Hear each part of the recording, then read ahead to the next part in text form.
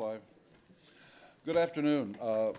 This is, in case you're in the wrong room, this is a symposium on Psi and psychology, the recent debate. I'm Richard Hackman. I teach psychology in the tall, ugly building just a little bit to the north of here. I'm going to moderate the discussion, which will involve a brief presentation by each of our three distinguished panelists, followed by some discussion among them, and then followed by the opportunity for you to pitch in and offer your views, your commentary, and your insights. And there are microphones about so that we can record what you have to say as well. I want to say just a very few words to set the stage for the discussion that is going to follow. The issue of psychic phenomena, or psi, or parapsychology, call it what you will, have been with us for more than 100 years now. That tall, ugly building just north of here, actually, is named William James Hall after William James, who was one of Harvard's most distinguished psychologists and philosophers back in the days when those two disciplines were one. And it turns out that William James, in addition to all of his other accomplishments, also served as president of the Society for Psychical Research around the turn of the previous century. And in his presidential address as president of the Society for Psychical Research, he gave a talk titled, "What Psychical Research Has Accomplished," published in Science, interestingly enough, in 1896. The first sentence of that presidential address was, quote, "The great field for new discoveries is always the unclassified residue, irregular phenomena," okay? Research on psychic phenomena, clairvoyance, telepathy, psychokinesis, precognition, has remained an irregular phenomena in the years since then. It has remained more or less in the wings of mainline psychology. It's never been right down the middle, a kind of paradigmatic topic for our field. But we at Harvard do, in fact, have a special fund called the Hodgson Fund, which was created in 1911 in memory of psychical researcher Richard Hodgson, who was a collaborator of William James back then. And it has supported sporadically over the years a variety of studies of different kinds of psychic phenomena. The most recent thing that it has supported is this very symposium. So research, contemporary research on psychic phenomena operates in kind of the uneasy middle of a continuum that extends from one really problematic pole to another opposite and also really problematic pole. On one end are those people who rule out the existence of psychic phenomena and who view empirical research on such matters as a waste of scientific resources, okay? The phenomena such as telepathy and these kinds of things violate absolutely everything we know to be true about biology and about physics, the argument goes. So if we seem to get evidence for such phenomena, it surely must be due to error or to bad methodology or all other explanations failing to out-and-out fraud. We should study only phenomena for which we can at least imagine a mechanism that does not violate general scientific understanding about the nature of the natural world. That's one pole. That's a pretty strong pole. But the opposite end is equally strong. And it says that it is occupied by people who embrace the view that parapsychological phenomena are, yes, of interest, they're present, they're powerful, but also are other kinds of things visible and present and powerful, such as visitation by spirits and communication with those who have died. There's a level of reality, it is argued, way over on this other end, that given how human biology has evolved over the years, we can only occasionally glimpse. It's kind of obscure, but every once in a while we get a picture of it. If you take an analogy to a frog has evolved to a certain level But then it hasn't gotten beyond that. And a frog really cannot have a theory of mind, cannot really understand what other frogs or the humans around the frogs are thinking, doing, feeling, okay? Well, we've evolved too, okay? And maybe we just haven't gotten to the point where we can actually grasp and understand a level that is beyond where we have wound up, a level that may indeed have something to do with the spiritual aspect of the human experience. But when we do get a glimpse of that other level, we get a sense of a reality that can and should reveal what life could be like, what this life that we are living in this universe in which we live it, how it really actually operates. That's the pole way out here, okay? And as I said, both poles are problematic. If you look at the left end,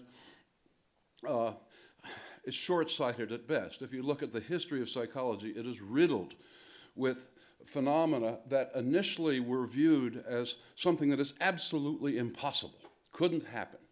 And then only later do we realize that it is not only possible, but it is also lawful, and we can understand those laws. In the wake of the failure to provide scientific support for the tenets of Freudian psychology, for example, there were many, including some of my mentors as a graduate student in psychology at the University of Illinois, who said, and this is a quote, "Something cannot affect you if you are not aware of it." And they then proceeded to do the research to prove that if you're not aware of something, it cannot affect your behavior, your memory, your motivation. And now, of course, the study of implicit and unconscious processes is mainstream in psychology, and, as you will see in just a minute, is also central to contemporary research on psychic phenomena. And don't get me started on the contradictions and the impossibilities that pervade quantum physics and other areas where it clearly couldn't happen, and yet we're having to contend with the fact that things that couldn't happen apparently sometimes do. So this is pretty short-sighted. This end is kind of problematic as well, partly because it has been populated over the years by people who perhaps are best characterized as charlatans. They play on the gullibility of people who desperately want to believe. They want to believe not just in psychic phenomena, but also in ghosts and spirits and angels who touch and can redirect troubled lives. And these charlatans are the ones who professional magicians, of whom Daryl is one, expose so regularly and with such great glee. Okay? It is between this pole of short-sightedness and this pole that plays to the gullibility of those of us who wish to believe that contemporary scientific research on psychic phenomena lies. And that is what we're going to be exploring today. What's happening in the middle that may actually bring us to a better understanding of what is going on using quite sophisticated methods far beyond the simple little cards that J.B. Rhine and his colleagues had back in the old days to try to establish that this phenomena exists. Here's who we're going to hear from. I won't give you long introductions because they're all either distinguished or a really renowned local in the case of the third panelist. Daryl Bem from Cornell is one of the most distinguished and most creative social and personality psychologists of his generation. It is hard to overestimate or overstate the contributions that Daryl has made to personality and social psychology. He took on the widely accepted dogma of dissonance theory and offered a viable and highly productive alternative to it. He developed and spread out to an unwelcoming world an entirely new way of thinking about human sexuality. And in recent years, he has been exploring in a very systematic and vigorous fashion the frontiers of some psychic phenomena. Indeed, it was his article that was published in the Journal of Personality and Social Psychology that actually gave rise to this symposium. And he will tell you about that article and its aftermath and what he found in it. Jonathan Schuler is sitting in the middle, a leading cognitive psychologist who also does work in the philosophy of psychology, the philosophy of consciousness. One of the marks of Jonathan's work is that he gets something, for example, his phenomenon of verbal overshadowing, and he follows it wherever it takes him, even if it takes him to a place that he would prefer not to go. If you look at The New Yorker a couple of months ago, Jonah Lerner wrote a wonderful piece on the decline effect, which was stemmed from Jonathan, and then people in other fields as well, finding that initially strong, robust, large effect size findings, when they're replicated over time, tend to get smaller. They tend to shrink, including his very own verbal overshadowing phenomena. What's going on here? A lot of people would have attempted to dismiss that and push it away. Jonathan's the kind of scientist and the kind of psychologist who says, that is an anomalous finding, that is important, I need to understand what's going there. And he also has started to look at some of these psychic phenomena, which is an anomalous thing that he needs to understand. That's his particular mark. And then, of course, is our own Sam Moulton, who drew on the resources of the Hodgkins Fund and his own imagination to come up with the idea of this very symposium in which we are now participating. Sam got his undergraduate degree in psychology at Harvard University in 2001, did a thesis that was outrageous. It was an entirely new method for seeing if you can understand certain psychic phenomena. It won him a Summa and set in motion a line of research that I think Daryl will say greatly influenced Daryl's own research on these phenomena, the methodological innovations and conceptual innovations that Sam came up with back in 2001. Since then, Sam has continued to follow and to explore anomalous mental phenomena of various kinds, and along the way has become one of our most superb teachers of graduate statistics. So we have, I think, you could not have at least in this state, maybe in this country, maybe on this planet, a more distinguished panel than we have now.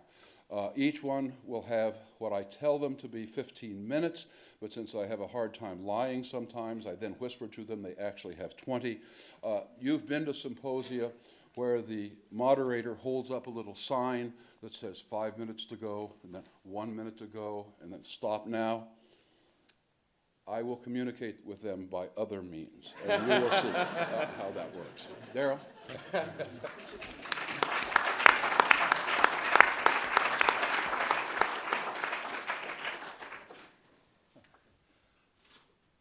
Even meetings of the Parapsychological Association are more exciting than APA, I've discovered, because of the spectrum, even within the community of Psi researchers, has much the same flavor.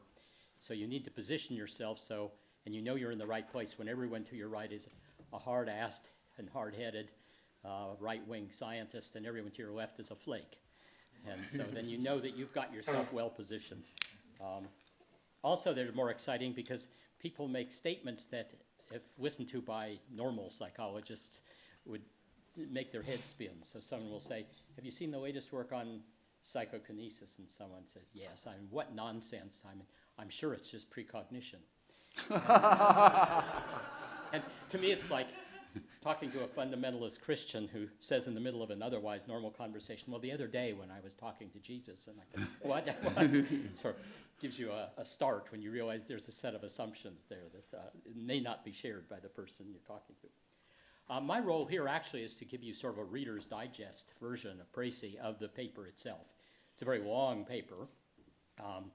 And I can't assume, just as I can't assume my students have read assigned things, I can't assume that you've all read it. So, and I also would like to use the one thing PowerPoint is good for in showing you visually what it's like to be a subject in these, or a participant in these. Okay. The name of the title of the article is Viewing the Future: Experimental Evidence for Anomalous Retroactive Influences on Cognition and Affect. And we use the word psi these days, mainly because it's just the Greek letter psi, the same one that starts psychology, study of the soul, which is what it means literally. But we prefer that to ESP because ESP, extrasensory perception, carries with it some assumptions about what the process might be. And we wanted a term that was absolutely neutral, that didn't commit you to any particular kind of mechanism. It's defined as anomalous processes of information or energy transfer that are currently unexplained by known physical or biological mechanisms. itself a difficulty because we're using a Newtonian vocabulary to describe things that may be mischaracterized. So to talk about transfer of energy or information is not something physicists, for example, are happy with when you're talking about entanglement. The notion that there's some kind of signal is also an assumption that underlies that kind of a definition, and we aren't sure that's what it is. There are varieties of psi. They were actually mentioned by Richard briefly, just to place the current one in it. Telepathy, transfer of thought from one person to the other. Clairvoyance, nowadays called remote viewing. You'll get 1 billion hits if you Google remote viewing. Lots of people teaching you how to remote view and so forth. But it essentially refers to perceiving objects or events that are not presented to the known senses and which you would not know about in any other way. The third one is psychokinesis, mental influence on physical or biological processes with the invention of computers with random number generators in them. Now most contemporary research on that is to try to get people to have a random number generator generate an excess of ones or an excess of zeros, where you set up a visual display, and what they try to do is influence by intention the visual display. I am not yet convinced that exists, whereas I'm pretty sure all the others do. Okay. And then precognition and premonition, precognition being sort of, it conveys or connotes conscious cognitive information about a future event that couldn't be anticipated through any known inferential process. Premonition is usually used to refer to affective apprehension that something is going to happen, not necessarily conscious, not necessarily felt. And that precognition and premonition are actually special cases of what I want to talk about, which is retroactive influence of future events on current responses. So you can think of cognitive knowledge of the future or apprehensive affect as being special cases of some kind of influence going from past to the current situation. From the future, rather, spoke retroactively here. Okay. Let me talk a little bit about experiments on anomalous retroactive influence. One thing I've discovered about critics of all this is they give me too much praise, thinking I should change my name to Copernicus, as if somehow I was the very first person ever to do a lab study on this, and it's just not true, and it also annoys my colleagues. And so in my paper, I actually cite a meta-analysis of over 300 precognitive experiments that took place between 1935 and 1977. There were 62 investigators. There were 50,000 participants. And it came up with a Z across of them of a 12. So, we're 12 out, 12 SDs out. And the probability on that is 6 times 10 to the minus 27th by the usual kind of analysis in a meta-analysis. So there is a literature out there. Not all of them were perfect experiments, of course. But the file drawer effect seems not to be a problem with that one. That is, experiments that were done that failed that were not reported. There would have to be many, many, many unknown experiments for every one of the successful ones to wipe out the effect. So there is a previous literature, and there's a set of experiments now up to 34 done by Dean Radin, who's at the Ions Institute in California, and by other people, called the presentiment experiments, and they're the immediate forerunners of what I did. So let me just show you. It's experimentally extraordinarily simple. You sit in front of the monitor, and all you do is watch pictures.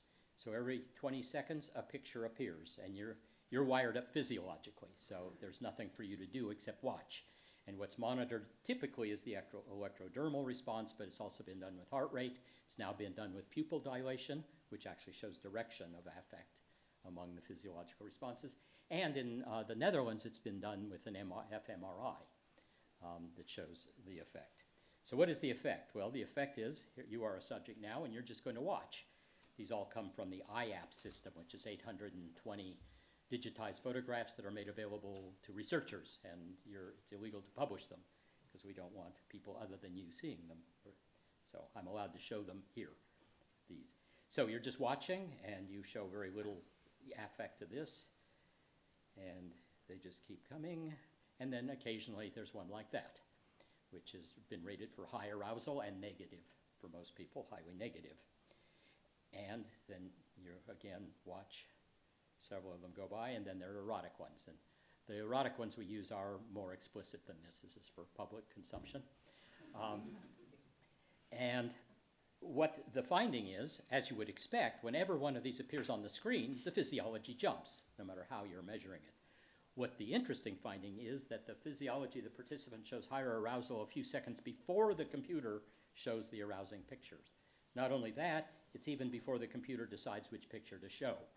So it is precognitive in the sense that the computer has not made that decision yet. It uses a random number generator, and I have a discussion in my paper, which I think is probably new to most psychologists, the difference between random number generators that are based on a mathematical algorithm, and hence fully deterministic, and those which are based on a quantum process like radioactive decay or diode noise, which are in fact, in principle, unpredictable. So we use both to show that it works both ways. So my experimental strategy, which sort of follows on this, is to time reverse well-established psychological effects so that the individual's responses are assessed before the stimulus events occur. So we just flip what we would think of typically as cause and effect. And what I'll do is just describe those. There is one individual difference variable that I found very successful and relates all the way back to Eysenck saying it should work.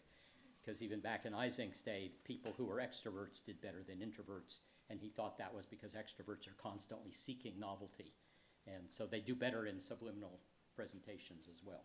Okay, so these are the two items we use to assess it. I'm easily bored, and I don't enjoy seeing movies I've seen before. And since neither of those applies to me, I'm a very bad subject in my own experiments. But the people who are easily bored are looking for something, as they seem to find it. So the first experiment, precognitive detection of erotic stimuli. This is the one that got me on the Colbert Report in January, where they called it time-traveling porn. It was actually one of the best media interviews I've done, more informative than almost all the mainstream media ones. It's because he's very smart and very quick. Okay. This doesn't show up very well, but it shows up better on your screen than the one I gave earlier in the day. It starts two curtains on the screen, and you're told that behind one of them is a picture and behind the other is a blank wall. And you press one of two buttons on the keyboard. Where do you think the picture is? And so you press the button. Oops. That isn't what I wanted to do. So you press one of the two buttons, and you should see the picture, or you see a blank wall. And then there are 36 trials in all, and half the pictures are erotic. I use the same one over again. Okay. And the finding is that where 50% is chance because you're making a binary decision on each trial, 50% is chance. Across all participants, we get 53%, and across high stimulus seekers, we get 57%. And people always ask, not psychologists so much, but everybody else always asks 53%, but that's so small. And I knew Colbert would ask that, so I'm ready with the usual answers to that. One, the correlation between taking an aspirin every day and the reduction in heart attacks is much, much, much smaller than that, as Rosenthal pointed out in his book on these things. 0.03 is the correlation there. 53% is the proportion of the public vote that Obama got during the last presidential election. And 53% is exactly what the casino has over you at the roulette table. Because on a red, black, or even odd, that's 50%. It pays off as if it were a 50-50 bet, but in fact there are two extra holes in a roulette wheel, 0 and 0, 0. And that gives the house its margin, which means the house wins 53% of the time. And they're not worrying that that's a small effect. The other thing is it turns out, because it's actually been reported in the political science literature, that there's a Colbert bump. That is, politicians who appear on the Colbert Show have a 3% advantage over their opponents who do not. And so I told the staff that, and they said, we won't tell Colbert because we want him to be surprised. So I mentioned that in this context. And to show you how quick he is, he said, well, show me more porn and the Colbert bump will certainly grow. There's somebody who's been trained at Second City. My departmental chair also said that I should have said, I'm not going to touch that. But he had 2 weeks to think of that response. Okay. Okay, retroactive priming. This is exactly an example of what the mainstream in social psychology would have rejected a few years ago, but because of people here, among other places, this is now just routine priming effects. And so as you probably know, you have a prime and a target, and in our case, the prime is a positive or negative word, and the target is a positive or negative picture. And the standard forward priming is you show the prime, you then measure the person's response at deciding whether the picture is pleasant or unpleasant. So the dependent variable is response time, and that's the standard forward priming. In our experiments, we reverse it. You make the judgment of whether a picture is pleasant or unpleasant, and then we follow it with a prime, which at the time you made your judgment has not yet been decided upon by the computer. So here's the way the standard forward priming would go in this way. You see a word, and then immediately you see a picture, and you decide, is that a pleasant or an unpleasant picture? And of course, the word playful has already primed you for that, and so you're very quick to respond. Horrible, again, you're quick to respond. We call those congruent responses. That is, the valence of the prime and the picture are the same or are congruent. You're very quick on those. If, on the other hand, lovely is followed by that, it takes you a while to do it. And similarly, ugly before that one. Okay. In our retroactive priming one, we reverse it. So first we show you a picture, and you judge as quickly as you can, is that pleasant or unpleasant, and then we follow it by a word. In this case, it's congruent. Here's a non-congruent one. Gentle, okay. And those take you longer. Okay, so and just to be sure, because there are some priming experiments where you find a reversal of that. So just to make sure we're not dealing with those odd cases where there's a reversal, we ran both forward and backwards in every session. And here, forward is very easy. And these things are now well researched. People know how to do them. And so you get a strong forward priming effect. That's not a Psi effect. That's just what social psychologists are always reporting in JPSP. The retroactive priming is weaker, but still quite strong.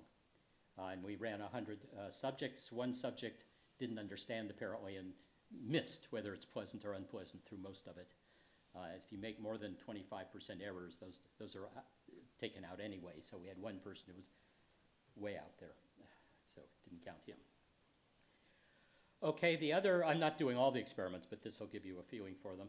The retroactive facilitation of recall was actually suggested to me many, many years ago by Lee Ross when I first got interested in this stuff. He said, you need to do a memory experiment. That's what psychologists love, experimental psychologists. So, and then I reread Through the Looking Glass, and you may know this, I didn't know it was about precognition, but Alice Wheat's The White Queen. The White Queen says, the citizens of my country have precognition. She didn't put it that way. She said, in my country, memory works both ways. And what I remember best is things that happened the week after next.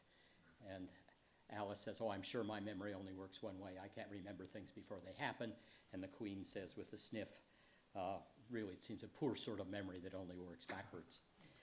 So my idea was to see whether you can do memory backwards. And so you're shown 48 words. And if we were to do it forwards, you'd be shown 48 words. We then give you practice and rehearsal on 24 of them, randomly selected, and then we would give you a recall test. And guess what happens when you do that? People do better on the words that were practiced and rehearsed than the ones they didn't. The question is, can you reverse it? So this is actually a screenshot from the experiment. You will be shown a series of 48 common words, one at a time. So you see each word, try to form an impression of the thing it refers to. The word is tree, visualize a tree. And you then see these words 3 seconds at a time. And then, instead of the test, we now give you practice. I'm sorry, we gave you the test. We show you the words. We then give you the test. Okay. Then we give you practice. And so here's the test, actually. So what you have to do, it's free recall. In any order, write down all the words you can remember. Now, we've carefully selected the words that come from 4 categories. Half of them are common, half of them are uncommon according to a frequency count of English language. And so you have 5 minutes to come up with as many as you can, and that's about where most people are of the 48 words. Okay, now you will now be shown 24 of the words. So they've taken the test, now we're going to give them practice. Now the computer randomly selects 24 of the 48 words, and we show you that set again. So you see them again, potato, cow, so forth. Then we give you other work. to do. We tell them for the first time that they come from 6 categories, or 4 categories. There's 6 food words. Here are the 24 words that they just saw, and they're scrambled again, and they're told to click on each of the 6 food words, which they do, and then they are asked to retype each of those 6 words over there. So they have to search through for the food words, so they're again looking at all the words. They're then clicking on the ones that are food words, and then they're retyping them. And then we repeat that for the animal words, and we repeat that for the occupational words. So this is before the person is finished. They're in the process of picking out the occupation words, and then they do it for clothing words. And then it's over, and they're told how they did. This one is better than our average, but you recalled 64% of the target words, 41% of the control words, and the experimenter then explains to them what that means. And what we find is that there's approximately a 2 to 3% advantage of practice words over control words for all participants. High stimulus seekers are up at 6%. And I ran 9 experiments, and many of them were replications. So this is actually a replication of the first time I did this. So 4 of my experiments are actually replications of the previous ones to get rid of problems of did I do too much exploratory work, and was it just a fluke, and am I fooling myself? So I have replications built into the program. So here's the summary. I did 9 experiments. I didn't tell you about number 2. It's very similar to number 1, retroactive priming with a replication, retroactive habituation, which is where I started. And I didn't report that to you, but this is enough. Across the 9 experiments, if you do a combined z, it's 6.66, and p equals 1.3 times 10 to the minus 11th. Using the kind of statistics we're all accustomed to, one criticism of this work is that psychologists should not be using these kinds of statistics. They should be using Bayesian statistics, and that's part of the controversy. The effect size, D is 0.22 for across all of them. For high stimulus seekers, it's 0.44. And the Alice in Wonderland story ends with a famous quote, which I never realized referred to precognition, but Alice says, you can't believe impossible things, and the White Queen says, oh my dear, you clearly haven't had much practice. When I was your age, I used to practice for at least a half hour every day. Why, sometimes I could believe 6 impossible things before breakfast. And so that's how I ended my article. And here's the best cartoon that came out of the media blitz over this. Did you read the paper I sent you? The one I haven't sent you yet? Which one? I don't know who that was. It appeared in one of the blogs. Okay. So, thank you.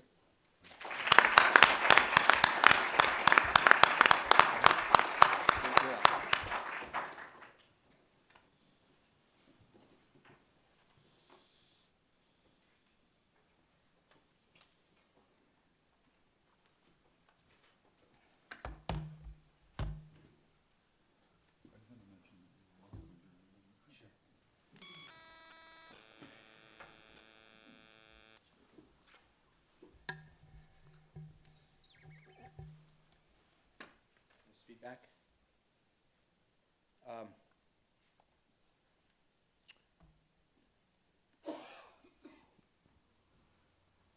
Okay. Good afternoon.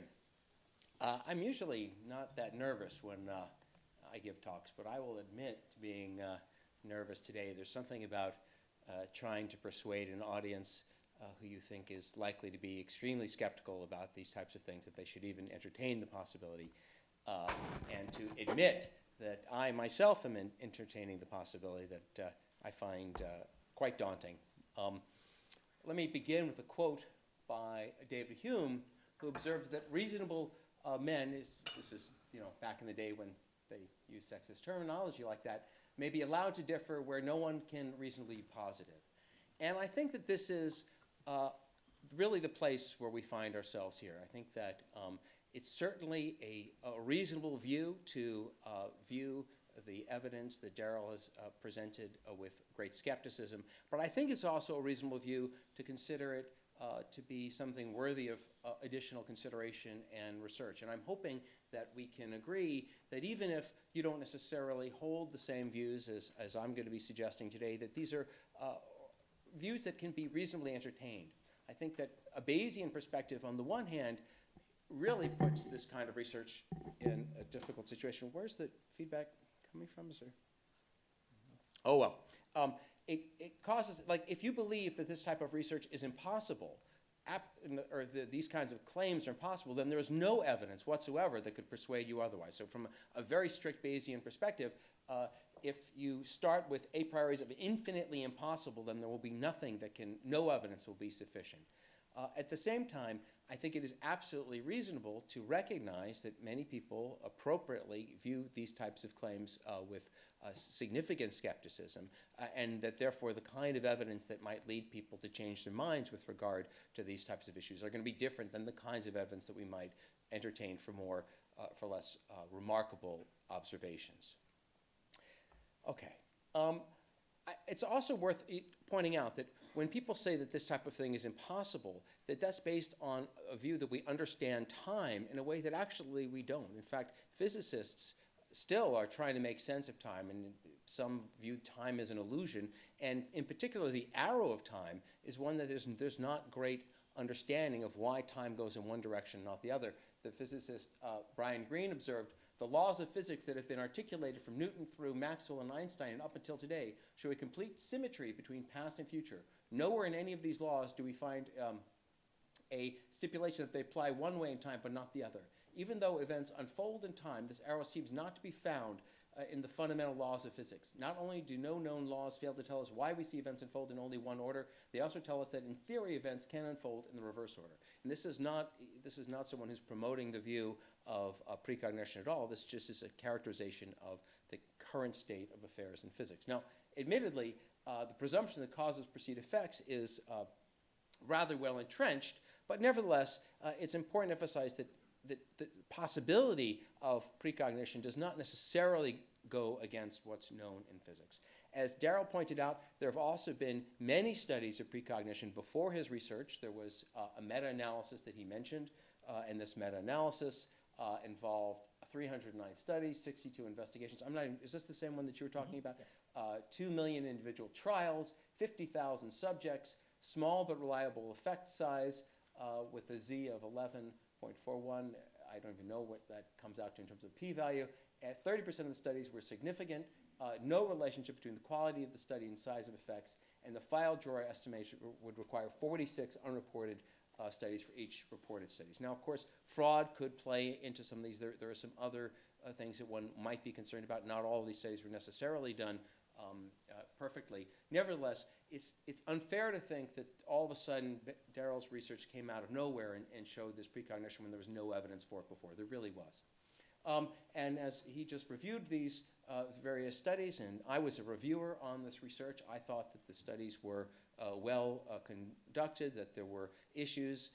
I had one thing is that none of them are absolute strict replications, and as you'll see, I think that strict replications are something that we need to consider, but I thought that this was at least as well conducted and responsive to the concerns as other papers that I've seen published in JPSB, and I commend JPSB for publishing it, and I think it's unfortunate that there was such a controversy about its publication afterwards. So I have myself, this is a bit of a public outing, I suppose, as a result of knowing about Daryl's research and about the precognition research, been engaging in research on this on my own now for several years. And I want to tell you about two different paradigms that I've been involved in.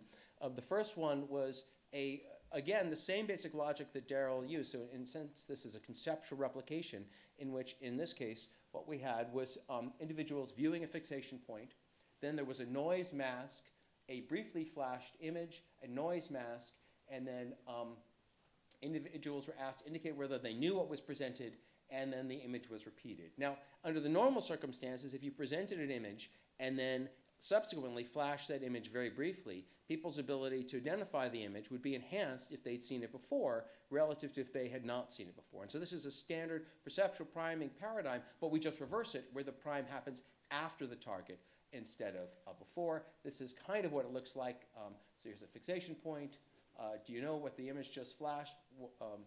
Press the up arrow. If you do not know what the image just flashed was, press the down arrow, and then you actually see the image. And then another case, again, the same thing happens, and then there's a screen. And so the question is, are people more likely to claim that they know what they saw if the image is represented than if it's not? And in our original finding, we found a small but reliable effect. And when we replicated this with a more careful counterbalancing, again, we got the effect. And we replicated this effect numerous times. In fact, I think we ran the study, what do we got there? 16 times. And as you will see, we observed something which has haunted me throughout my professional career, and in this case as well. We observed a decline effect where the effects were very significant in the first number of studies and then gradually declined. We see this effect, the overall decline effect is significant at the 0.0001 Sevelup. This is the linear regression.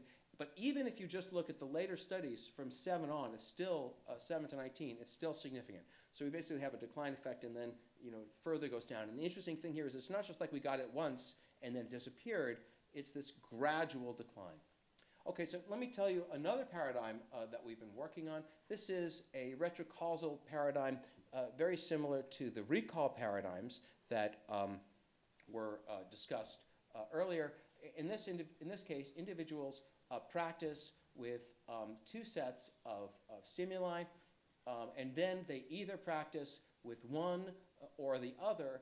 And the question is, does practice after one has already worked with the stimuli enhance your performance with one set versus another? The materials that we used, it's a little bit complicated here. The materials we used were these shapes.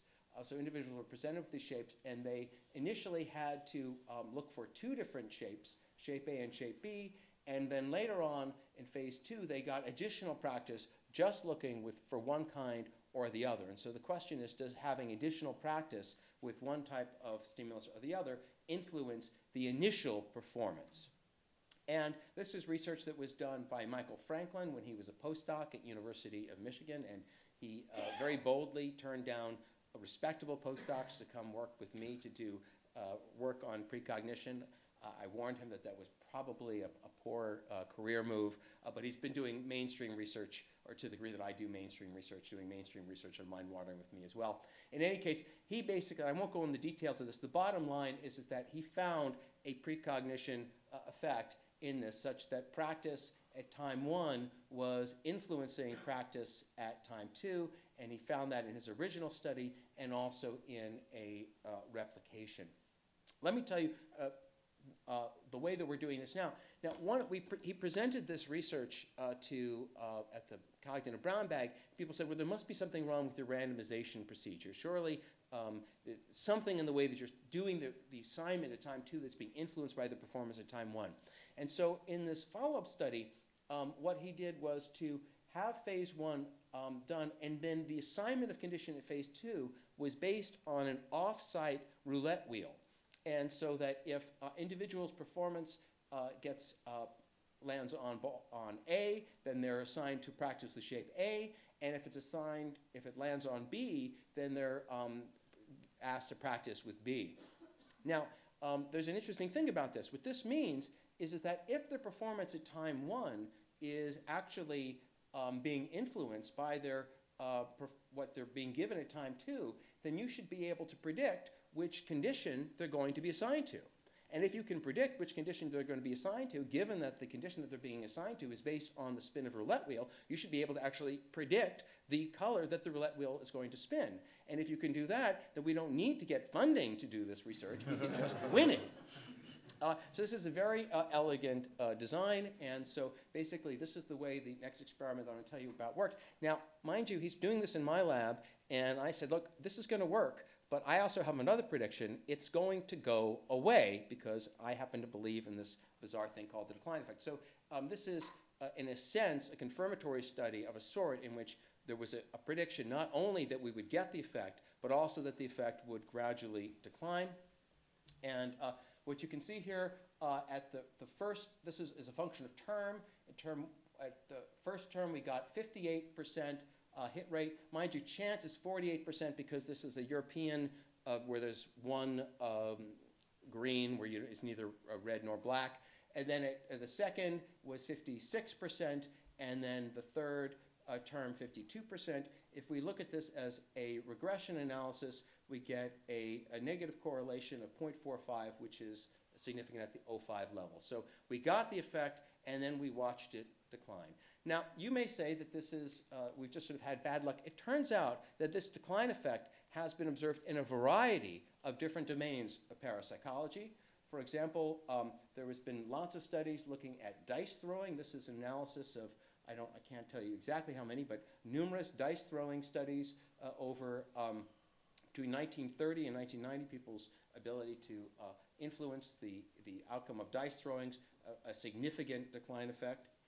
Here is a demonstration of the decline effect with the Gansfeld effect. This is a paradigm in which individuals, again, it's telekinesis, people are able to basically be able to anticipate the images that another receiver or a sender is sending. Again, a significant decline effect there. And then here is another decline effect. Oh, sorry. And there have been a number of other decline effects in parapsychology. In fact, the term decline effect was originally coined in the context of parapsychology. So you might say that, well, sure, if you've got a non-result, then it doesn't surprise you that it declines because the original results were fortuitous in the first place. But in fact, the decline effect also haunts mainstream research in various different areas. Here is a decline effect that was observed in schizophrenia research. This is the examination of effect size as a function. Oh, sorry, this is Gansfeld again. Here, what happened to schizophrenia research? Oh, well, we'll come to that in a moment. There it is. Oh, we've got, oh, well, so this is a good trick if you have one title and then a different result. The schizophrenia research is missing there, but it looks very much like the Gansfeld one. So much so, in fact, that I managed to get them messed up. Here's one for drug treatment of Provistin. Here's another one for Timolol. Here's one for lantonopros. Again, this is just a year of publication by the effect size.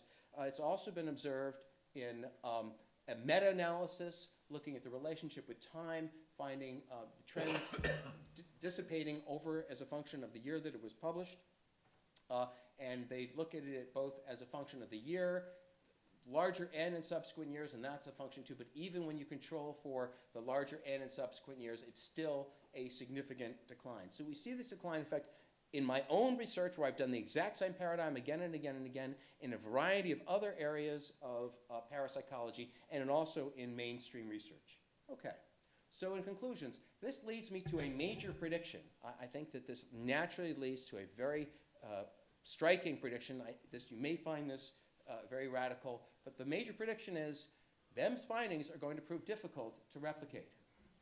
I think that this naturally follows from the analysis of the decline effect. At the same time, it also leads to a controversial prediction, which is that conceptual extensions in new domains will initially work, but will then similarly decline. So when I started out doing new variations on Daryl's paradigm, we got very substantial effects. That is a claim that is not, I think, one that many of you are going to agree with, but it does also follow from the analysis of the decline effect. There are multiple interpretations of this. One is a mainstream account, which is that these initial findings are simply type 1 errors, and that they work themselves out through regression to the mean, refinement of the procedure, or doing confirmatory rather than exploratory research. But there is also, and this is part of the reason why I'm so nervous, is I think I'm suggesting something even more radical than the claims that Daryl was suggesting. There's also a more controversial account that somehow there is some kind of Heisenberg effect, which is applicable in the context of science, such that scientific observation actually causes effects to decline, that by doing the exact same study multiple times, that makes the effect decline, so that there's some sort of meta-psi effect taking place, where in the process of observing phenomena, we somehow change the phenomena. According to this view, these are genuine effects, but they actually fade with repeated observation. I recognize this is even more controversial than the claim of Tsai itself, but that is one possibility that this research naturally leads me to. I think that the mainstream view is clearly the most parsimonious at present, but that it remains uncertain until we have an adequate understanding of the decline effect. This decline effect is, I think, it's really all over the place. It's ubiquitous. It tends not to be observed, it tends not to be discussed, and I really think we need to take it on directly before we can really understand what's going on here. I think the way that we need to do this is to make access to all negative and unpublished findings. I think it's possible that we could set up a repository for these types of findings so that we could observe. The decline effect predicts that the regression to the mean says there should be all these positive results, all these failed experiments that make up for all the positive results then gradually decline. We really need to have access to all of those unpublished findings to really make sense of how the published findings fit into the larger context. And until we do that, I think that this possibility of this Heisenberg actual really radical claim cannot be entirely ruled out. Thank you.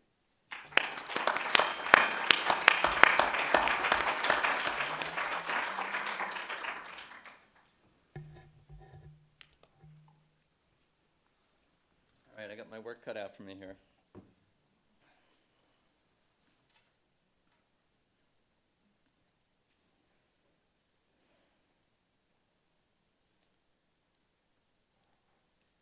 So I'd like to just initially, with a preamble, echo what Richard started out with, which is that we all here, and hopefully all of you, are truth seekers, scientists or scientifically minded people, and not devout advocates for any particular belief or position or the claim that a certain phenomenon exists or doesn't exist.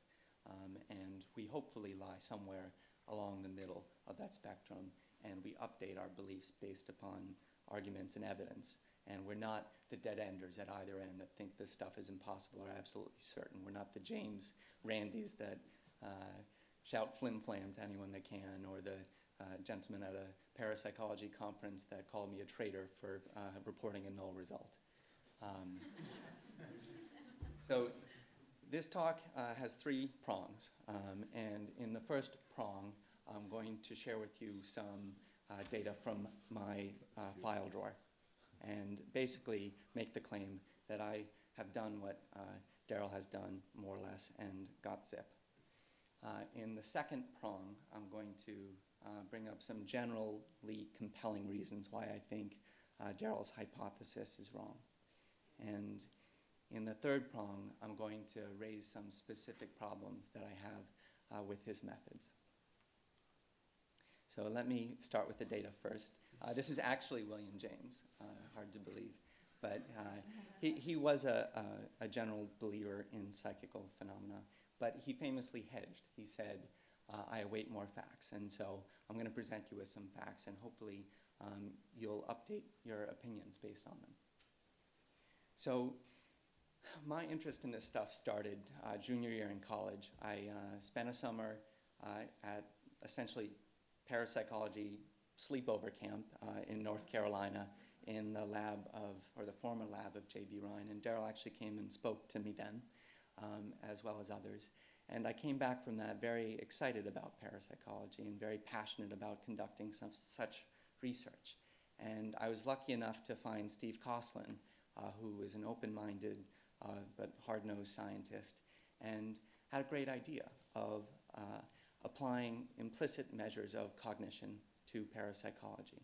And so as part of my undergraduate thesis, we did just that. And in the first experiment, we relied on the subliminal mirror exposure effect. So in that effect, participants who are subliminally exposed to a random shape such as that show a preference for that shape compared to a novel shape in a later affective preference task. And the bias is 60-40, and the effect is very large and becomes significant with not very many subjects. So what we did, among other things, was to time reverse that. We gave people the affective preference task, and then in the future we exposed them to one randomly selected polygon. And what we found was that there was a small bias in the predicted direction. It wasn't significant, but it was around the size of Daryl's effects. And so I'm going to come back to this. And this experiment actually inspired Daryl to conduct some of his own that are very similar to this. In a second experiment, Steve and I relied on the phenomenon of subliminal visual priming. So in subliminal visual priming, you are very quickly presented with line drawings. And your task is to name out loud what they are. And because they're exposed to you so quickly, oftentimes you're wrong. And the finding is that if you see something twice, you're better at naming it than if you see it once. You're primed. And this effect, again, very large and very reliable. And what we did was to time reverse that. We showed people the prime in the future. And we used faces because we thought those would be more biologically relevant. One theme to all this research is we're trying to stack the deck in favor of finding psi. We did not approach this as skeptics just trying to confirm our skeptical beliefs and obtain no results. We wanted results. And so we used faces. In particular, these are members of the participant's family, the participant's brother and father. And we found nothing. We found no bias for the future prime. In fact, the effect, if it exists, was in the opposite direction, but not significant despite having a pretty good sample size. At this point in 2003, we invited Daryl to Harvard to give a colloquium where he presented results from an experiment that was basically the same experiment as my undergraduate thesis, but replaced the stimuli with emotional stimuli. Again, because people report these sorts of events in emotional situations, and polygons aren't very biologically relevant. And the hypothesis for the aversive stimuli, these aren't actually IAP stimuli, because if we put this on the web, we might get in trouble. But they look something like this. And the prediction is that your future presentation will habituate you in present time, and you will prefer the one that you saw in the future because it's less scary or aversive. And what he found was a small effect in the predicted direction that was barely significant with a lot of subjects, a D of 0.15. That's an estimate of effect size. He also used erotic stimuli, and I just want to warn you that I'm going to show you some, so cover your eyes if you don't want to see it. This actually isn't that far off what the IAP set is like. A lot of hairy men. So in this prediction, you will prefer the picture that you haven't been exposed to in the future because it's more exciting. Habituation is a bad thing. And he found that effect in the predicted direction and about the same size as the effect for the aversive stimuli. So we were excited by this. We thought, let's replicate it. And so Daryl created a replication package for us and for other researchers. And this is a rare thing in psychology, to do a true replication. And this was as close to a true replication as one can get. He gave us the software, he gave us the stimuli. We did everything the same except for having the same subjects and the same experimenter. So we found nothing. We found an effect in the opposite direction that was non-significant. We tested over 200 subjects. This isn't just a null result. This effect was significantly different than Daryl's, despite doing the same thing. Aversive stimuli, or sorry, erotic, it's sort of aversive. The erotic stimuli, the same thing. No effect whatsoever. So at this point, Steve and I hadn't given up on this, and we decided to go back to my thesis experiment and test more participants, because that showed the biggest effect, and it was sort of a trend. And so we ran another almost 200 subjects on this and got results that were almost exactly at chance. So at this point, we thought this behavioral research might not be the way to go. If you get a null result, it could be because you picked the wrong outcome variable. There's an infinite number of things to measure in human behavior, and how do we know we're measuring the right one? We have to make certain assumptions about psi, and in doing so, we might be wrong. And so we went to the brain, the repository of knowledge, and relied on the simple foundational finding from cognitive neuroscience that your brain responds differently to things that you've seen before or things that you're expecting. Even if you are just subliminally exposed to that, even if you saw it in some cases years earlier. Okay? So here's a typical finding. Novel stimuli elicit some pattern of activation and more activation than prime stimuli, familiar stimuli. and there's differential activation. So that's what we did. And we used emotional stimuli, and we tried to stack the deck. So we asked ourselves, what population reports these sorts of experiences? Well, identical twins. So let's recruit identical twins. Let's show them porn. Let's show them dead bodies. Let's try to get a reaction out of them. Let's test for telepathy. Let's test for clairvoyance. Let's test for precognition. We did everything we could think of to look for the neural signature of knowledge. And we didn't find anything. It's one of the few null results to be published in neuroimaging. There was no differential activation, despite the fact that each of these sets of stimuli activated almost the entire brain. So at the end of this, we have a conundrum. Daryl and I do the same thing, sometimes identically so, sometimes just very similar things. And when you meta-analyze our behavioral results, you get very different things. So if you meta-analyze my studies, the weighted average effect size is 0.01. And the 95% confidence interval is right there. If you meta-analyze Daryl's studies, the weighted average is 0.20, and the 95% confidence interval clearly excludes 0. Moreover, his average effect size is different than my average effect size. So, what explains this? Who's right? I think I'm right. Let me tell you why. Let me give you some general reasons first. We would have discovered this stuff already. Even though psychologists do not intend to study retrocausality, they collect a lot of relevant data on it. And as good scientists, they explore those data. And this evidence of retrocausality would have jumped out at them. So here's a plot from a previous experiment that I mentioned, the subliminal visual priming experiment. People saw pictures twice. The second time they saw them, they did better than the first time in terms of naming them. These are control stimuli that participants only saw once in the course of the experiment. If retrocausality exists in the way that Daryl hypothesizes it does, the second exposure would feed back in time and increase the recognition rate of this above the control stimuli. There are lots of experiments that would show these effects. And the fact that no one has jumped up and said, oh my goodness, I have this strange effect, leads me to believe that these effects don't exist. Here's another argument that I find compelling. Ken Nakayama is too good to be true, but that's not the point of this slide. In my first year of graduate school, he said something that really stuck into my mind.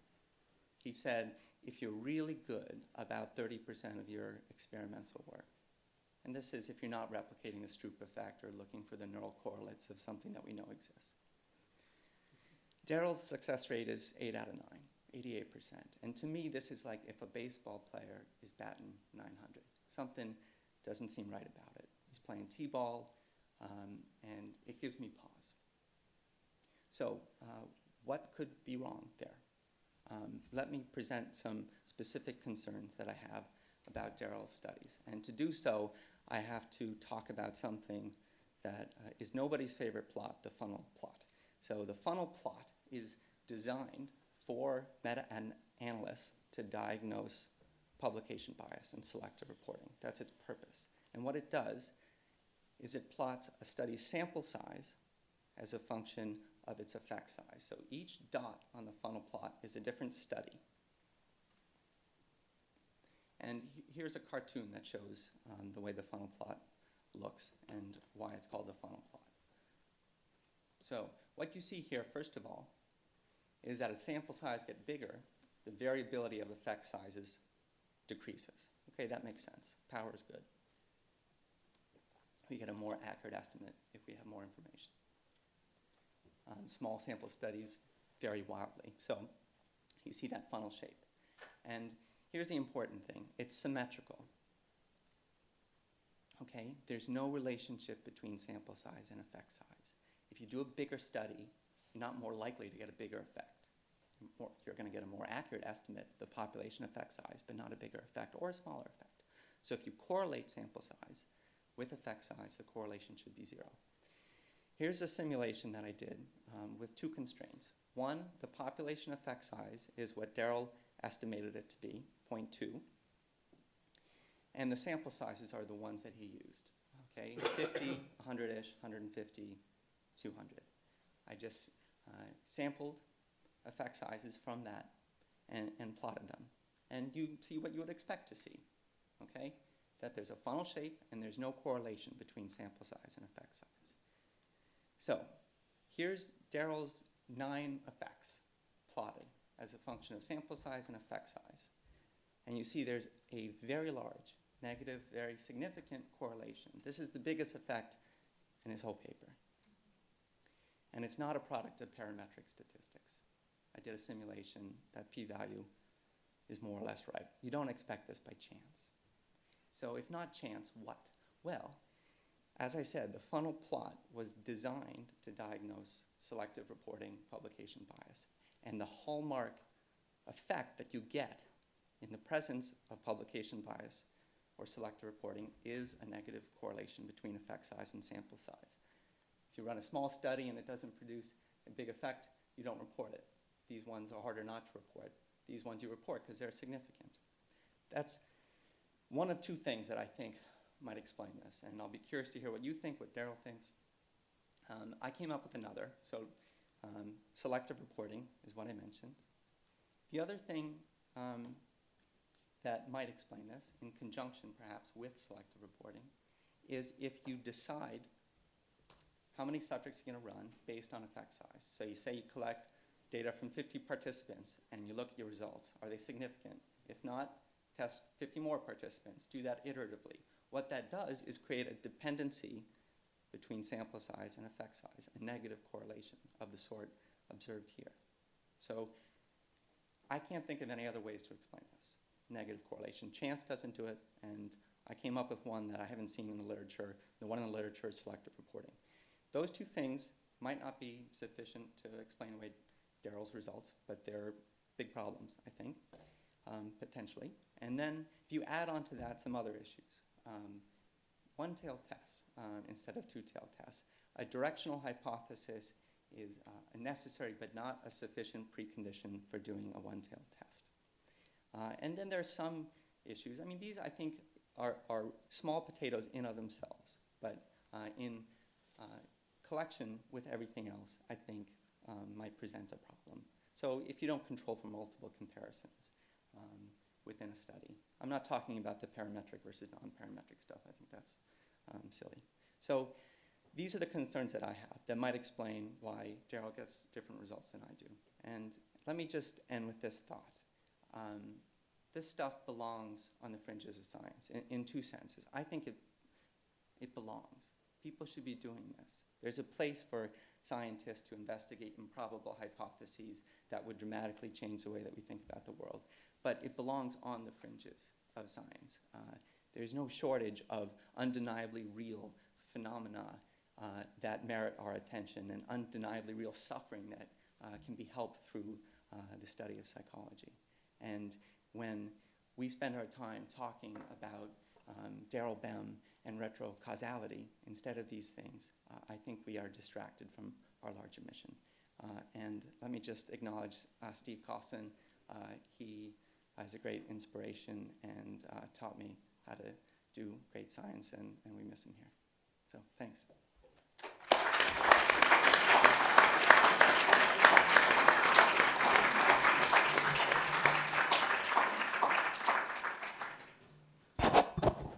So this is the time for some conversation among the panelists, of which there surely will be some. Just to try to prime the pump slightly, I mean, the question, of course, for Jonathan and Daryl is, what do we make of Sam's observations and findings? In particular, it would be interesting to know what Jonathan makes of the failure to replicate. Is this simply another instance of the decline effect? And it would be interesting to hear Daryl's view about the methodological critiques of his reporting and analytic strategies. So rather than have kind of separate talks, if we could actually, one of you start and then Sam jump in and we'll have a bit of a conversation if we can. Daryl, why don't you go first? Okay. I was going to ask you a question, but why don't I respond to Sam's first?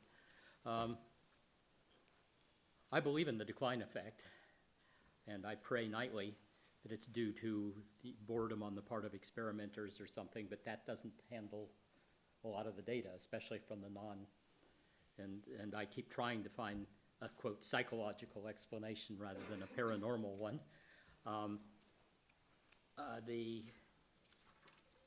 the drug ones, I was just wondering whether our initial studies are done by the drug companies and then the later ones are done by non-drug. That isn't the problem, no. Okay.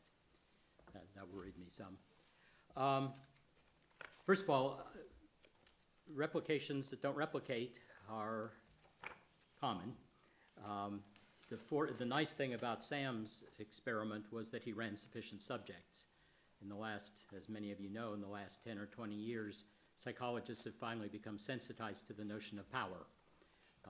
And the journals like JPSP are now pretty much urging and sometimes requiring you to state how many subjects you plan to run and what the basis of that was, and I did. And we came up with 100 as being, if the effect size is between 0.2 and 0.3, which is typical of psychology generally, by the way, then you have 100 subjects will give you an 80% probability or 80% power of finding it. And so of the few replications that didn't work that I knew about, Sam's was the only one that actually ran sufficient ones. So I take it seriously as a non-replication. Why wasn't that reported? Why wasn't that reported in the JPSP article? I actually had a whole section on replications successful and failed, and the people who reviewed it. Jonathan. No, I was pro. I wanted more replications. I had a whole section, including yours, and it mentioned that it had sufficient ones. And I guess it was the editor then, Chick Judd. No, the editor, the action editor on that was Goronsky. Yeah. Said that since many of these are not published, you should only cite published ones. That creates such a bias, though. Well, I mean, who publishes no results in parapsychology? Oh, almost all of the journals in parapsychology actually insist. I don't want to publish in parapsychology, you know, and I didn't try to get that published because it's not interesting. Well, anyway, that was why it didn't appear in my final article. It was the editor who said, take all this out. I have some issues to take up with that editor then. Okay, all right. And that also meant that I took out several successful ones that were not published. And I think there was one that appeared in print after my article had been accepted, and that now appears as a footnote, an unsuccessful one that I did put in because it got published. Anyway, that's why it isn't there. So anyway, anyone who runs a study with only 50 subjects then has almost even chance of not finding it, even if it's there at the level that we know it's there. So I think maybe some of these are not going to work. The other thing I worry about, and again, hope is psychological and not parapsychological in its explanation, is that some experimenters get positive results and some don't. I do not necessarily trust myself to actually have contact with undergraduates showing them pornography. And so all of my experimenters are undergraduates, and I purposely don't train them carefully. That is, the experiment is actually run by the computer, and I want there to be variability among my experimenters precisely so that there's a better chance that it'll survive replication in other laboratories. And so I've looked for experimenter effects, and I haven't found any in my own studies. Daryl, could you put that in the context of some of the earlier research in this field where a fairly big deal was made of sheep versus goats in terms of the experimenter? Yes. Yeah. Well, the experimenter itself or it's usually the subject. Subjects. Yeah. The sheep-goats effect refers to the fact that people who believe in ESP do better in ESP tasks than people who do not. They're called the goats. The idea was to be equally offensive to both groups, I think. I have never found that, and I looked for it in the first set of his studies. I tried a number of individual difference variables in my opening studies, and I report those, that many of them did not work. The ones that typically predict do not work. One that surprised me that wasn't working was people who meditate should do better, and I wasn't finding that in any of my studies, and so I've redesigned the erotic one where it's now more like a meditation than I try to outguess the curtain. And now we're finding that meditators are doing better. And I did a Gonsfeld study where meditators also did better. So there aren't too many individual differences you can really count on. And despite being a personality social psychologist, I don't really like individual differences. I prefer to strengthen the effects. And that's what I've tried to do. So far as any of you know, there isn't a sheep versus goat set of findings for experimenter? No, there is actually. Marilyn It's Schlitz fantastic, yeah. did one with one of the major Critics, Weissman. with Weissman. Yeah, they had a problem with that, though. They don't stand by it, as far as I understand now. Well, it didn't work the third time. Decline effect. Essentially, we should probably say what it was. Yeah. Marilyn Schlitz, who's a very successful experimenter, and Richard Weissman, who was actually trained in parapsychology in the UK, but has now made a career of being a skeptic or a critic or whatever. They did experiments together with the same subject pool where they alternated who was the experimenter. And in the first two experiments, he got no results and she got strong results. They then did it again, and it's according to Marilyn, she didn't want to do it again. She was fatigued and tired and didn't want to do it, and that did not show the effect. So that could be decline effect. Again, I'm hoping the decline effect is also is somehow psychological, and I hope that experimenter effects are psychological. And those were started here by Bob Rosenthal on expectation effects, and I've tried very hard to not have those contaminate the ones I've done, but there could still be an experimenter effect, and we're really in a bind if there's a meta-experimenter effect. That is, it's not the person interacting with the subjects, but the principal investigator who is sitting at home watching the data come in, which is what I am on these things. Okay, let me now comment on there are 4 points in the, I ran 50, 100, 150, and 200, right? 9 points. 9 effects, points. Well, each point. most of them were 100s, right? That's where the cluster was. I mean, I planned for 100 typically. why did you change the sample sizes? The sample size, the one that didn't work, didn't even show a significant effect, was the one that I ran 200 So people. did you base your sample size on the effect? That one I did because it was the boredom effect, which we found serendipitously in a previous experiment. It was not a replication of a planned, and that's why they were two-tailed tests. Okay, but if you base your sample size on the effect size, that grossly inflates the actual Well, type 1 error rate. Yeah, And so that's the optional stopping issue, and I should have mentioned that, but that's the problem with optional stopping, is you can't trust your p-values. Well, usually optional stopping refers to the fact that you do the experiment until you get an effect and then stop. And I never did that. Yeah, okay. And that does produce artifactual results. What I did was plan for 200 on that because it was a serendipitous finding that I didn't necessarily believe. Namely that, see if I can recapture what it was, that on the control stimuli, when we got up to 10 exposures in a mere exposure experiment, and we were watching the erotic ones and we were watching the negative ones, and so we had control stimuli there was a serendipitous finding that on the control stimuli, it showed a decline. That is, people liked it less after they saw it 10 times subliminally full screen. And I thought, that's weird. And so I planned, and I didn't quite believe it, so I planned the 200 one, and that's the bottom point here.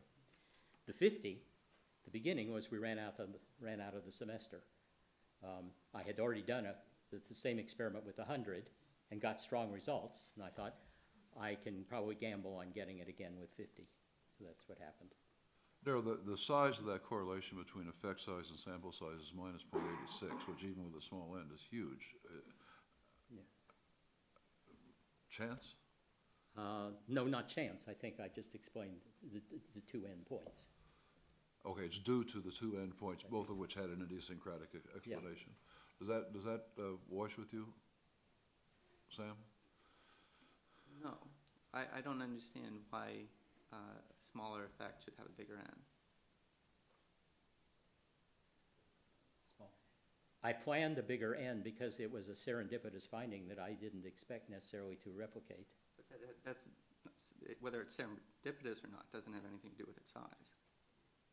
Well, I don't remember the size of the serendipitous effect. I think it was small. Yeah, so it was. So, I mean, that's the thing that jumps out to me as unusual and merits some explanation. You know, why is there this whopping correlation between sample size and effect size? And why, I mean, given that that's the thing that is the hallmark evidence of selective reporting. I mean, That's your alternative explanation, and I didn't do selective reporting. Yeah. So I mean, what's the alternative to that in optional stopping? well, I wouldn't call it optional stopping. I had two different, almost all of them were 100s. And then I did the 50 because we were running to the end of the semester, and I did make it on the basis of the fact that it looked like a strong effect. Okay, so that's a problem. That's optional stopping. I mean, that's saying I'm not going to test more participants if I have a big effect. For the replication, yes. But optional stopping usually says, well, I've run 25 and I've got a strong effect, so I'm going to stop. Yeah, I didn't do that. Okay, but that's I what had you're a saying. complete experiment. You only of tested 50 because you had an effect. I had an effect with 100. Yeah. Let me chime in here. First off, I think that all the issues that Sam brought up really critically speak to the need for there to be much more rigor for all of us with respect to the reporting of non-results. That what we're really suffering from here is that we only publish those studies. Not only do we not only publish, the only studies that become available to the scientific record are those that happen to pass through all these different hoops. And what that means is that we have to interpret the published studies without knowing what the backdrop is in which those studies, how many non-successful studies were published. Selective reporting, all of these things speak to this problem of not knowing about how many other possible studies were done. The implication of Sam's claim is that Daryl ran a bunch of studies that didn't work, didn't report those, and that's how he was able to get the ones that did work. And let's face it, many of the researchers in this room have done a lot of studies that didn't work and that they didn't report, and then they went and reported the right one. So this is basically par for the course here. I think as long as we don't have a system for making available those studies that don't make it to the final end place of publication, it's going to be very, very difficult to interpret positive results. Jonathan, let me just do a quick push of you on this, because putting what you just said together with the decline effect could lead you to think about throwing in the towel for the whole enterprise. When you look at some of the classic studies in social psychology, 6 to 9 months or more was spent in pre-testing trying to get the damn phenomenon. Okay, it wasn't doing the study, the traditional, here it is, I've done it, I either got it or I didn't, and I put it in the pile for the meta-analysis. It was, can we get the insufficient justification effect, or can't we? And we diddle around with it till we get it, then we do it, and then, so we've done all that bad stuff, and then we get the decline effect when other people do it. It makes you feel like the whole scientific enterprise is up for grabs. Well, I think that it would be, first off, just as a meta point, my whole argument here is not to turn in the towel, not to sort of go Mysterian and say we can't do this, but to say the way that we have to do this is to add greater rigor to science. And the way to add greater rigor to science is to have a venue by which all scientifically collected data becomes potentially or becomes available to the public record. You could 100% set up just as you have to do an IRB for even that pilot research, you could do the equivalent of an IRB for the research that you were planning to do, where you're going to say you're going to be running variations of these ranges and have that as the preconditions and the research you're going to be collecting. And then you might also say that this is going to be pilot data. I do not have any anticipation of publishing this research. This is going to be the exploratory phase, and then subsequently, you do the confirmatory research, which you would then indicate as such with your specific hypotheses stated a priori, so that there wouldn't be this switcheroo thing, which also regularly happens, where researchers, predict one thing, find something else, and then read frame things, all of a sudden that they were predicting that other thing. And there's just huge amount of slop that happens because researchers don't have to report all their conditions. They don't have to report all their independent measures. They can change their hypotheses. They can not report all their dependent measures. All that slop allows so much wiggle room that one can be concerned that results could be the product of these types of things, even if in fact they're not. Even if in fact Daryl only reported the studies that just conducted the studies that he's reporting here, because we don't have the system created. He can't really shore that up to the degree that we would really like him to. Yeah. Richard Weissman, by the way, has tried to set up one at the UK he wants everyone who's going to do any of the experiments that I'm making available to set up a registry for it. Now, it's voluntary, so, I don't know. There is, yeah, Ellen? Just a quick point. I can't believe that I'm the only one who has files full of studies that actually work, but that I didn't feel like pursuing the second, the third, the fourth study, to put it together to send it in.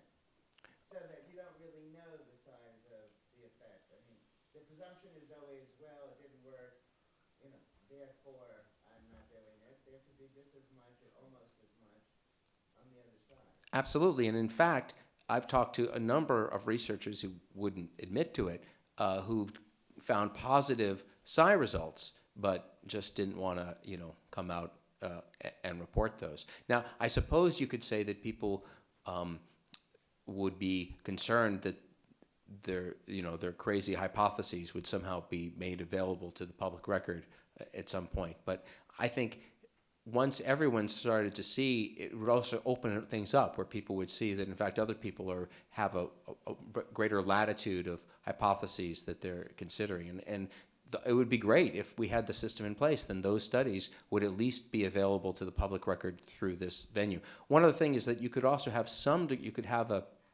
in a sort of a wiki kind of form, there could be commentaries done on the unpublished research as well. So I think the technology really is available to do something along these lines. Sam, I want to come back to you on this, if you will, because in areas where there have been real scientific controversies, I accept what you all said about the sheep goats as it applies to experimenter, but we really do have the case back in the days of dissonance versus self-attribution. The people who are on one side, their research always shows the favorable to that side, and people on the other side always shows the favorable to that side. I am particularly interested in Sam's journey because Sam started out kind of after camp really interested in this stuff, and he came back and did an amazing senior thesis that showed something that was outrageously interesting.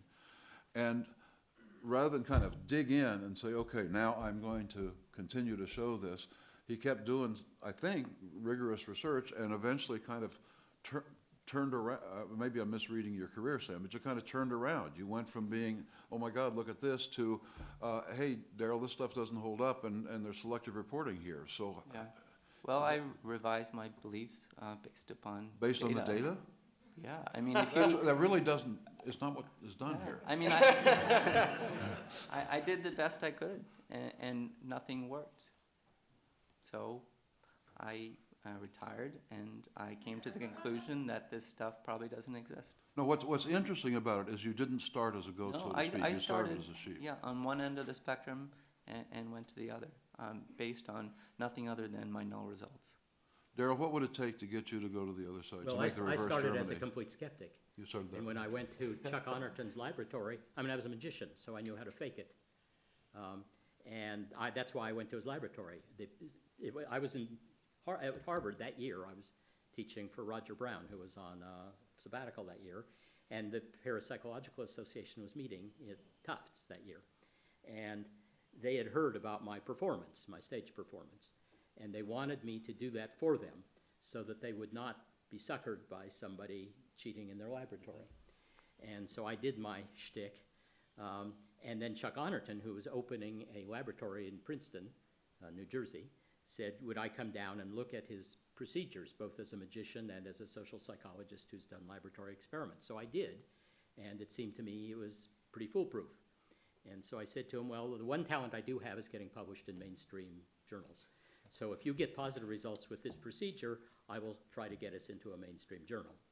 And so he did. Took him 6 years, and he got positive results. And he wanted to publish it in the Journal of Parapsychology too. And I said, well, that leaves us one outlet in the APA outlet, and that's Psych Bulletin, because there you can publish previously published work. And it was partly that visit. In preparation for that visit to his laboratory, I started reading the literature on it. And I read specifically the debate between Honorton and Ray Hyman, also a fellow magician, by the way. I've known him for years, who doesn't believe in any of this stuff. And I thought at every point in the argument, Honorton had the better argument because it was always data-based. And so I thought, gee, there's much more here than I thought. So then, when we published the Psych Bulletin article, I said, I want to see some of my own data. These were not my data. So I did the Gonsfeld study with meditators and non-meditators, and that's one that's in my file drawer. It worked, but replications of that sort just aren't very exciting. I did it for my own satisfaction. There is something there. So I then became a believer. And again, I would not be convinced by my own 9 studies. It's only because there's a literature behind it. A lot of it is bad literature, but there's enough good literature to sort of convince me. So I went the other direction. Let me just ask one other question here. We're getting to the point where we'll definitely bring you folks in. I want to make sure that none of the 3 of you have other comments on either decline-related stuff or methodological-related stuff that you wanted to add, because I'm going to ask you a very different question, then we're going to open it up. Just one. The group at the Princeton laboratory who looks like they had a decline effect, at some point had a recovery. And I just wonder what that's about. Some people have suggested it will recover if you leave it alone for a while. Yeah, I mean, you could say there's a curious thing, and there's sort of the back of my mind that maybe if you could just get the decline effect to decline, we'd really straighten this out. That's a good transition to really far out. Usually what one does in scientific work is you get some phenomenon established, and then you start to explore the mechanisms by which it operates, and the moderators and the mediators and all that good stuff. Everybody makes reference to contemporary theoretical physics. Are we in psychology, as we talk, Jonathan, about more rigor in our studies, are we actually stuck in the 100-year-old mud here, saying we've got to follow the old scientific procedures, a Fisherian kind of way of thinking, or is it the case that contemporary physics is going to give us a new kind of understanding of mental phenomena? Well, I think that remains to be seen. I think one thing that contemporary physics has done is to show us that we have to be very careful in assuming that the sort of standard way of understanding reality is necessarily the way it is. And I think that the discussions of additional dimensions and parallel universes and things which used to be considered absolutely science fiction, retrocausality is also considered in physics now currently.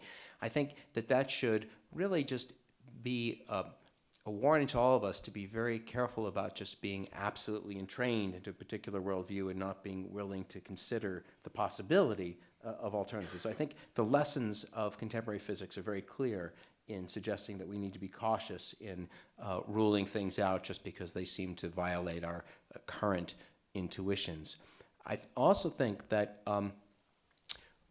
the rigor that's associated with physics needs to be implemented to a greater degree in mainstream psychology and other fields by, again, requiring us to make all data available. That I think that I know I'm sounding a bit like a broken record here, but I really feel that until we have a process by which we have all scientific inquiry, the reports of these things made available, that we're just not going to be able to interpret our findings in the same rigorous manner that physics can.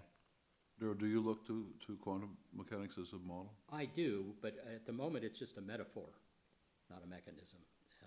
And as I'm attending a conference of physicists, and it's the second one of these sponsored by AAAS in San Diego, in which physicists who are worried about retrocausation and Psi researchers are going to present together again. And so there's certainly interest in that. One of the charges against parapsychology, and it's a perfectly legitimate reason for starting out with lower Bayesian a prioris, is that there's no mechanism. Right. And the problem with modern physics is there's no mechanism. That is, as Feynman has said, stop asking yourself, how can this be? No one knows how this can be. And so not sure that we can ever look to physics for a mechanism by which we mean a relationship to something familiar that we already accept as given. And one reason I decided to do retrocausation is because it more boggles the mind than telepathy. We have lots of common phenomena in which information goes invisibly through space. It's called television, for example. And so we can imagine what a mechanism might look like, and we have no idea. We just cannot come up with a mechanism for time reversal. Sam, anything to add to this, or shall we open it up? I think the simple point that we should keep an open mind, and that things might not be as they seem as important beyond that. I'm not sure what happens in the world of quantum physics relates much to psychology. So we have plenty of opportunity now for you folks to chime in. You can either go to one of the microphones, or you can say it loudly, and I will repeat it so everybody can hear it. So Dan, why don't you begin? I thought one of the most important things that Sam said was that the experiments that you're talking about, the conditions in them, have actually been run thousands of times in normal priming experiments, and we haven't seen the effect. So the question is, it always strikes me the difference between science and religion is that if you're a scientist, you know what it would take to believe in God. But if you believe in God, there's nothing that would change your mind. So my question to you is, how many failures to show this effect does it take before you say, I guess it's not there? Process check. Did you guys hear? Okay, great. Go ahead. Well, first of all, there have been reports, and they've been collected by Bierman, who's of everyday experiments where people didn't look at their data, but if you did, you find some of these. One who did come forward was a man named Clintman, who did a version of the Stroop test and discovered, I forget why he was doing this, but he did a version of it where he could check and see whether when the Stroop test, if the word was printed in the right ink, your very first response to the initial stimulus changed. And he reported that. Now, whether that's held up in further replications, I don't know. But that's an example where he actually then followed up that funny effect. And Bierman, I don't know where he's published it, but I think it is published, where he's gone through the everyday literature trying to find it. I find, certainly among my graduate students, but generally, people underanalyze their data. They don't overanalyze it, they underanalyze it and don't look for those things. So, but I don't know how many it would take to convince me. Otherwise, I'm a Bayesian too, but I start out with much higher a prioris. Well, either you're going to follow on to what Dan asked. Yes, Jason. So as a follow-up, it feels to me as though one major difference between miracles and scientific observation is the reliability of the latter, right? So if I come to you and I say something unusual, like my dog speaks anymore, you wouldn't necessarily believe me unless I could actually produce such a dog. But if I then told you that, well, the dog only speaks to me, and he used to speak a lot, but now he doesn't speak very much because it's kind of, being on the mind right now, right?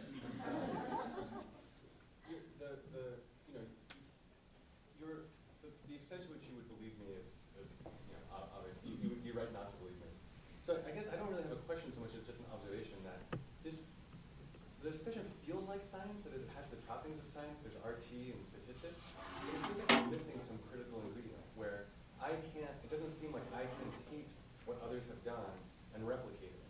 And that may be because of something mysterious like the decline effect or some other forces going on, but I guess I just feel like I'm in some sort of epistemological mud because I don't know what to think of an effect that I can't replicate. Well, my hope is that you can. But then I wonder then when people try and I came from a world of people doing implicit social cognition, and one of the things that happened in that field was people moved from very weak measures like evaluative priming to very strong measures like the implicit association test. And the effects there, that field was driven by the ability to basically port that over to anyone's lab and show that what I got was the same thing that Jonathan would get, would be the same thing that Sam got. And I just worry about an effect that's either so flimsy flimsy or so, I don't know, ephemeral that people can't show the same thing. Can I just add something?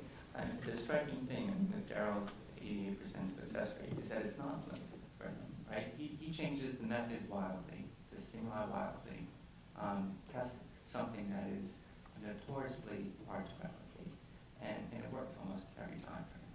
So I think that, is at odds with, the experiences that others have, such as myself.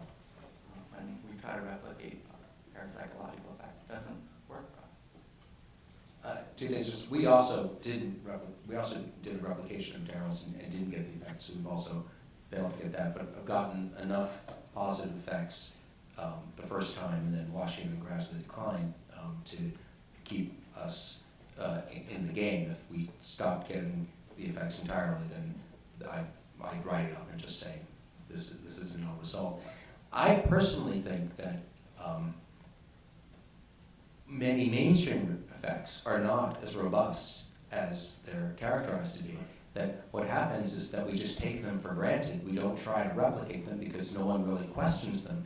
And so we haven't really seen this decline effect in many areas of psychology simply because people aren't doing the exact same study again and again and again. They do them in the case of drug studies because they want to make sure that they're effective. And so there's this peculiar bias where a lot of things that we just take as being legitimate have not been really scrutinized to the same degree. So I would, I'd be very interested in taking a look at some of those implicit priming effects, and certainly things like Barge's effects with implicit goal activation and Dijkstra houses. There's a whole variety of effects out there that I would suspect would be similarly difficult to replicate. I have, had about as verbal overshadowing. I struggle to replicate also, and people have gotten it, and they've also failed to get it. And if verbal overshadowing was a parapsychological effect, people would have concluded it was just bunk, which perhaps it is, but I've seen it enough times that I'm not prepared to give that one up either.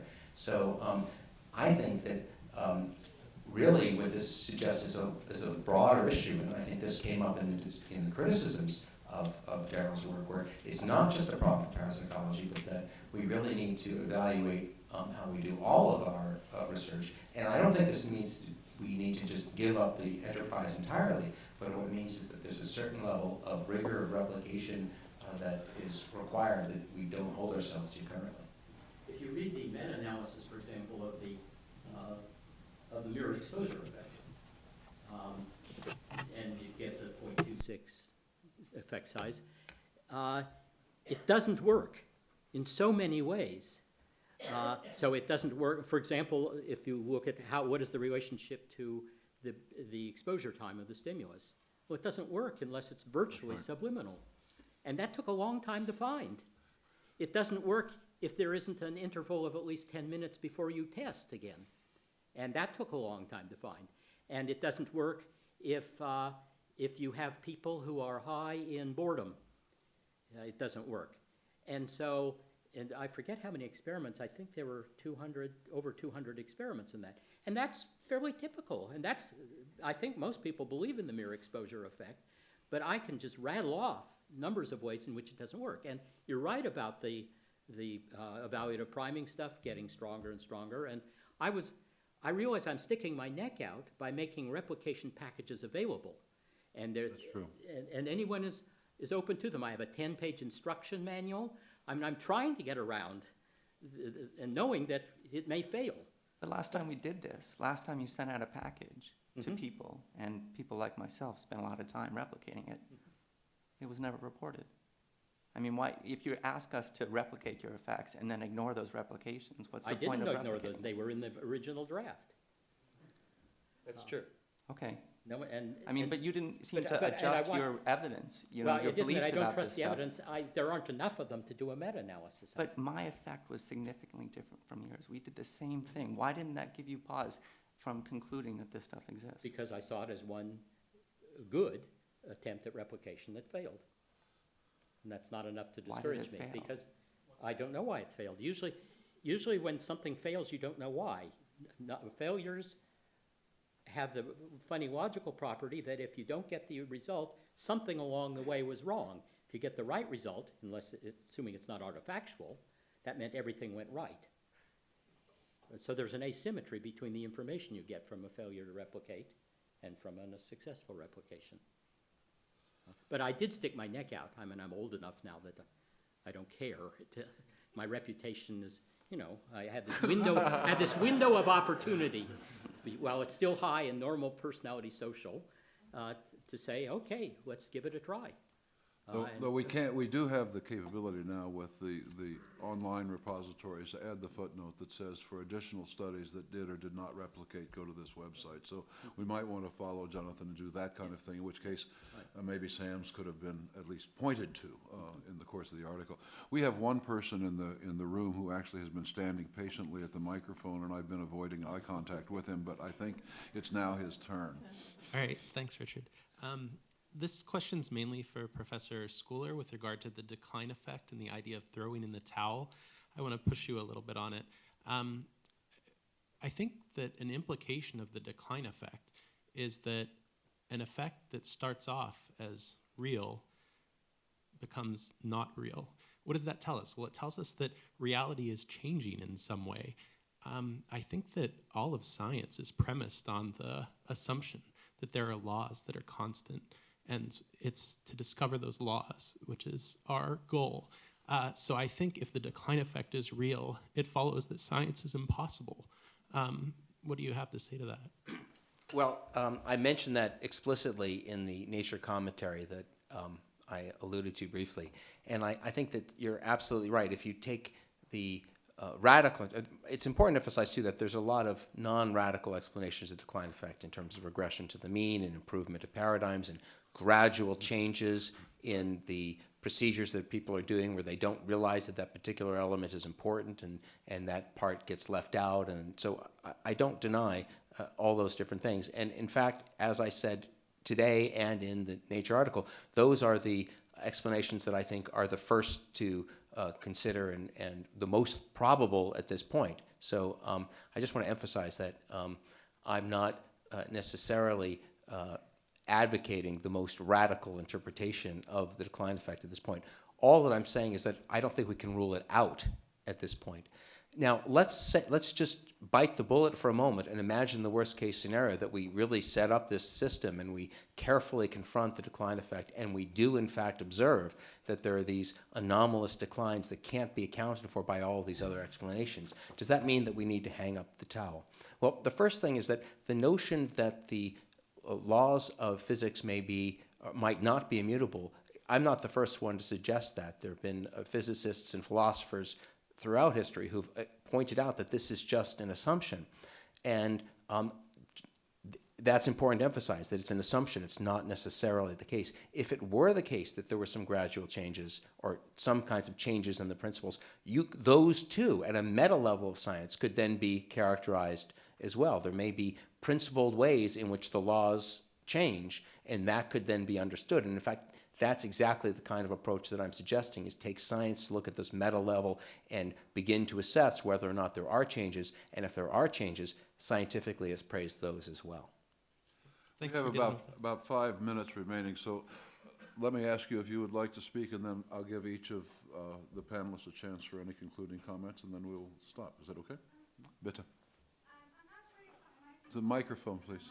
not have understood it correctly, but when I read the decline effect paper, I thought to myself, yes, this happens in science, and if something passes the test of the decline effect and stays after rigorous replication, it's real, and if not, I won't believe in it.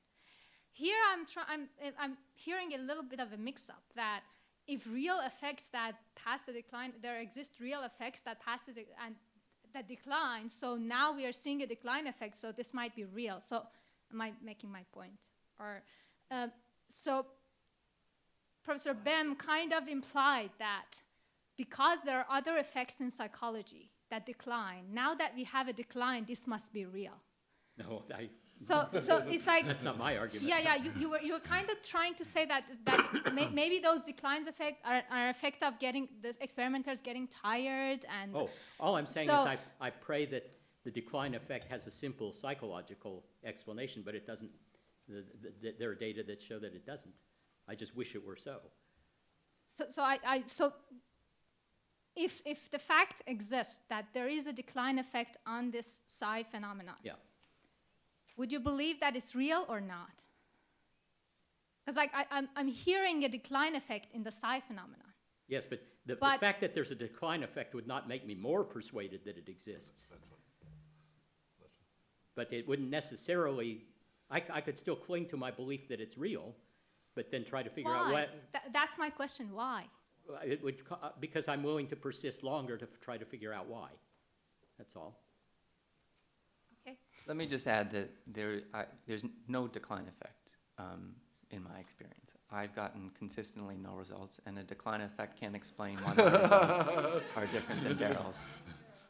Actually, Sam, we talked about this once, and you said that when you did your original honors thesis, that the original results were significant, and then you ran more, and it declined. Am I misremembering that evening? I showed you that. I miscalculated a p-value in my thesis, and so my initial p-value was 0.06, and that made me think that maybe there's an effect here, and then nothing else replicated. I mean, the effects for that first one was 0.18, which is pretty small, and then, I guess that was the largest. So in the sense that my thesis experiment had the largest effect, but it was trivially larger, and there's not a correlation over time in my results. Anything else you'd like to say by way of concluding comments, Dr. Moulton? I don't think so. I think my concluding remark with my presentation is just what I'd like to echo here, and I applaud people like Daryl and Jonathan for studying this stuff. And when I went to parapsychology sleepaway camp, the take-home message that I got was that it takes real testicular fortitude to study this stuff, and bravery is something that we should commend in science. But I think there's a dark side here too that maybe some of you have seen, which is a failure to change your beliefs in accordance with data. And I've tried to do that, and I haven't heard an explanation for the discrepancy that I've observed between my results and Daryl's, and that concerns me. I guess what I would say is that I think the story is still not fully told. I think we just need to pursue this and see where it takes us. I think the possibility that there's some sort of artifactual explanation for all of these results remains, including the decline effect, remains, this issue to be beat. I think that it's perfectly reasonable and appropriate to maintain a fair amount of skepticism in these cases, but I think it's also premature to dismiss these results out of hand, given the kinds of findings that have been presented. I'd encourage people to take a stab themselves at designing their best sort of the way the Sam did, to design their best possible retrocausal paradigm, and where you basically put the dependent variable before the independent variable and see what happens. I think if there were a lot of attempts at this where people really tried novel paradigms and tried doing the reverse and didn't find the effect, that would be exactly the kind of thing that would persuade me that it's really not there. So I'd encourage people to try new variations, and if there really is some sort of retrocausal effect, they should show up, and if there isn't, then they shouldn't. So I think there are ways to test this, and we should do it.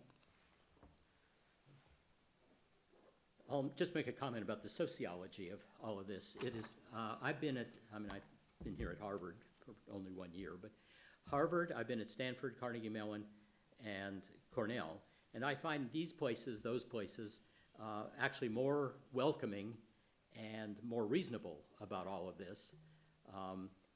It's Harvard and Stanford, after all, that have funds for doing research in this area, and people have asked me that. Why haven't your colleagues at these places you've been harsher at you? And I think you can call it self-confidence or arrogance on the part of these departments, that having one flake among them is not going to ruin their reputation.